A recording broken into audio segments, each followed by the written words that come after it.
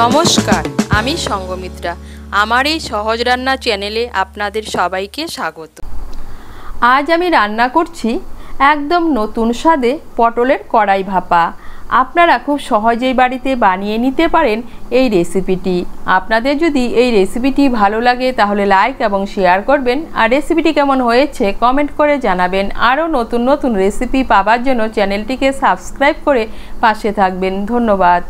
প্রথমে কড়াইতে জল বসিয়েছি, জলটাও গরম হয়ে গিয়েছে। এর মধ্যে দিয়ে দিচ্ছি সামান্য একটু নুন।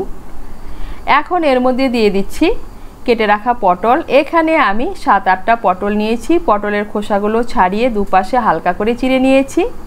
পটলগুলোকে ভালো করে মিশিয়ে নেব।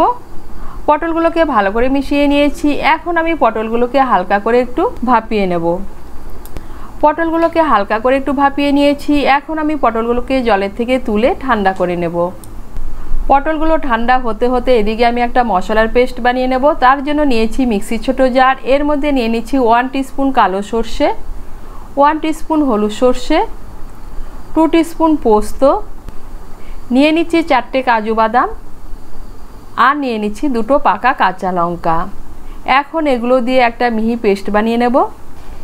এদিকে পটলগুলো ঠান্ডা হয়ে গিয়েছে আর মশলার পেস্টটাও তৈরি করে নিয়েছি। এখন আমি যে কড়াইতে পটলগুলো রান্না করব সেই কড়াইটা নিয়েছি। এর মধ্যে নিয়ে নিচ্ছি 1 টেবিল স্পুন টক দই। টক দইটাকে ভালো করে ফেটিয়ে নেব। টক দইটাকে ভালো করে ফেটিয়ে নিয়েছি। এখন এর মধ্যে নিয়ে নিচ্ছি আমি যে মশলার পেস্টটা বানিয়ে নিয়েছি সেই মশলার পেস্ট। নিয়ে নিচ্ছি স্বাদ মতো নুন, নিয়ে নিচ্ছি 1/2 টিস্পুন হলুদ গুঁড়ো আর 1/2 টিস্পুন লঙ্কা গুঁড়ো। সমস্ত উপকরণ ভালো করে মিশিয়ে নেব। সমস্ত উপকরণ ভালো করে মিশিয়ে নিয়েছি। এখন এর মধ্যে দিয়ে দিচ্ছি সামান্য একটু চিনি। চিনিটাকেও ভালো করে মিশিয়ে নেব।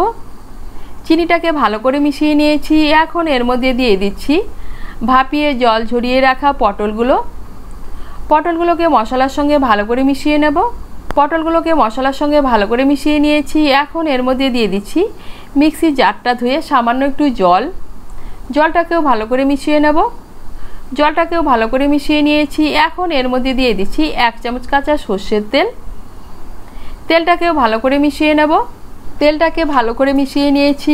এখন এর মধ্যে দিয়ে দিচ্ছি চিড়ে রাখা কাঁচা লঙ্কা। এখন আমি ঢাকনাটা বন্ধ করে দেব।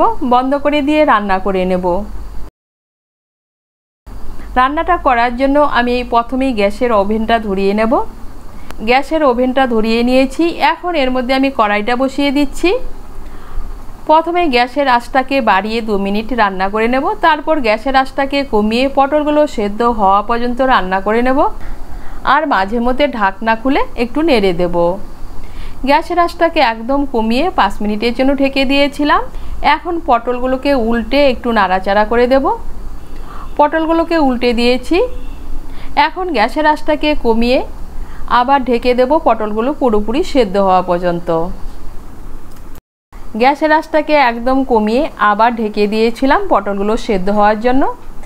এখন একটু নাড়াচাড়া করে নেব। আর এই দেখুন পটলগুলো পুরোপুরি সেদ্ধ হয়ে গিয়েছে। এখন একটু নাড়াচাড়া করে নিয়ে এর মধ্যে দিয়ে দিচ্ছি 1 চামচ কাঁচা সর্ষের তেল। তেলটাকে ভালো করে মিশিয়ে নেব। তেলটাকে ভালো করে মিশিয়ে নিয়েছি। আর পটলের যে জলটা ছিল জলটাও পুরোপুরি শুকিয়ে গিয়েছে। আর তৈরি হয়ে গেল নিরামিষ পটলের কড়াই ভাপা।